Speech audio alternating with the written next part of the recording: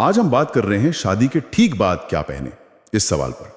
कई बार नई दुल्हनें कंफ्यूज्ड हो जाती हैं, तो हमारे पास एक कुछ नोट्स भी हैं और हम कोशिश करेंगे कि शादी के बाद के वार्डरोब को लेकर खासकर इंडियन और फ्यूजन वियर पर थोड़ी सी क्लैरिटी ला पाएं। क्यों, सही है ना? ताकि वार्डरोब बनाना आसान हो जाए। हाँ हाँ बिल्कुल, ये बहुत कॉमन सवाल है असल में। चलिए तो फिर इसे थोड़ा गहराई से समझते हैं। सबसे पहले बात करते हैं सूट्स की। जानकारी कहती है कि ये बहुत ज़रूरी है, और एक मज़ेदार बात यह है कि कई लड़कियां जिन्हें शादी से पहले सूट शायद उतने पसंद नहीं होते, हाँ वो भी शादी के बाद सबसे पहले सूट्स ही ऑर्डर करती हैं। ऐसा क्यों? हाँ, ये बात तो है। वीडियो और नोट्स में भी यही कहा गया है। असल में इनकी अहमियत शादी के बाद पता चलती है। एक सुझाव तो ये है कि कम से कम एक ऑल ओवर हैवी सूट रखें। All over heavy? हाँ मतलब पूरे पर भारी काम? हाँ बिल्कुल। वो इसलिए कि शादी के बाद अचानक कोई छोटा फंक्शन आ गया या कोई रस्म है तो आप एकदम तैयार हो, एक रेडी टू गो ऑप्शन। अच्छा। या फिर दूसरा तरीका ये है कि सूट हल्का हो पर दुपट्टा बहुत हैवी कढ़ाई वाला हो, वो भी काम कर जाता है। और बनारसी सूट का भी जिक्र था ओढ़नी के साथ, उसे तो क्लासिक बताया गया है। हाँ, बनारसी सूट वो तो एक तरह से सदाबहार चीज है, एकदम रॉयल लुक देता है। जानकारी के हिसाब से या किसी रिश्तेदार के घर पहली बार जाना हो, ऐसे मौकों के लिए ये परफेक्ट है, और ये सालों साल चलता है। सही बात है। एक और चीज जो मुझे बहुत प्रैक्टिकल लगी वीडियो में, वो थी दुल्हन के हैवी दुपट्टे को रीयूज करने की बात। हाँ हाँ, वो तो बहुत अच्छा सुझाव है। मतलब इतना भारी दुपट्टा होता है वो शादी के बाद अलमारी में ही रखा रह जाता है अक्सर। वही तो सुझाव ये है कि उसे किसी प्लेन अनारकली या सिंपल सूट के साथ पहन ले, तो दुपट्टा भी काम आ गया और एक नया हैवी लुक भी बन गया।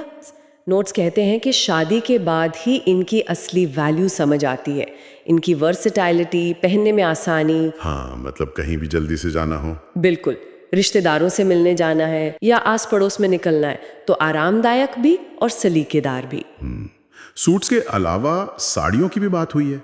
जिक्र है कि बॉलीवुड की वजह से यंग जनरेशन में इनका ट्रेंड फिर से बढ़ रहा है। हाँ, कुछ हद तक ये बात सही है, पर सलाह ये दी गई है कि कम से कम एक अच्छी पारंपरिक एथनिक वेयर साड़ी तो जरूर रखें, जैसे सिल्क या बनारसी। हाँ, या कोई और ट्रेडिशनल वीव। सोचिए, किसी करीबी की शादी हो या कोई फॉर्मल डिनर हो, एक अच्छी साड़ी हमेशा काम आती है, बस उसकी देखभाल अच्छे से करनी होती है। सही। पर अगर कोई हमेशा ट्रेडिशनल नहीं दिखना चाहता, मतलब थोड़ा मॉडर्न टच, हाँ, तो वहीं पर फ्यूजन वेयर आता है। फ्यूजन यानी इंडियन और वेस्टर्न का मिक्स। बिल्कुल, जैसे फ्यूजन साड़ियाँ जो पहनने में थोड़ी आसान होती हैं, या फिर और भी ऑप्शंस हैं, लहंगा चोली के साथ केप डाल लिया। ओह हाँ। या साड़ी को प्लांट्स के साथ स्टाइल कर लिया।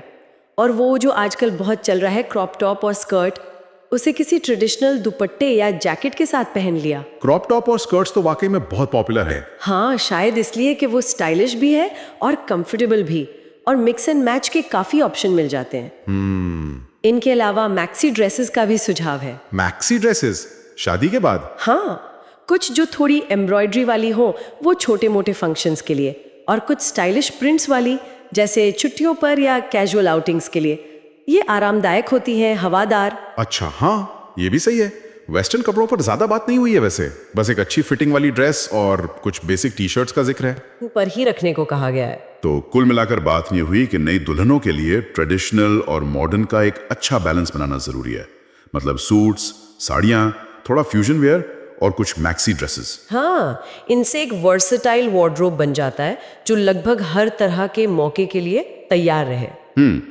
मेन बात यह है कि कपड़े आरामदायक हो, मौके के हिसाब से हो, और सबसे जरूरी आपकी अपनी पर्सनल स्टाइल से मैच करते हो। थोड़ी प्लानिंग कर ली जाए पहले से, तो बाद की वो रोज की उलझन कम हो जाती है कि आज क्या पहनूं। बिल्कुल सही कहा। और जाते जाते हमारे सुनने वालों के लिए एक सवाल छोड़ जाते हैं। इन पारंपरिक और फ्यूजन स्टाइल्स को अपनी पसंद के हिसाब से ढालते हुए आप अपनी अलमारी में और कौन से ऐसे यूनिक एक्सपेरिमेंट शामिल कर सकते हैं जो आपकी जिंदगी के इस नए सफर को आपका अपना खास स्टाइल दे।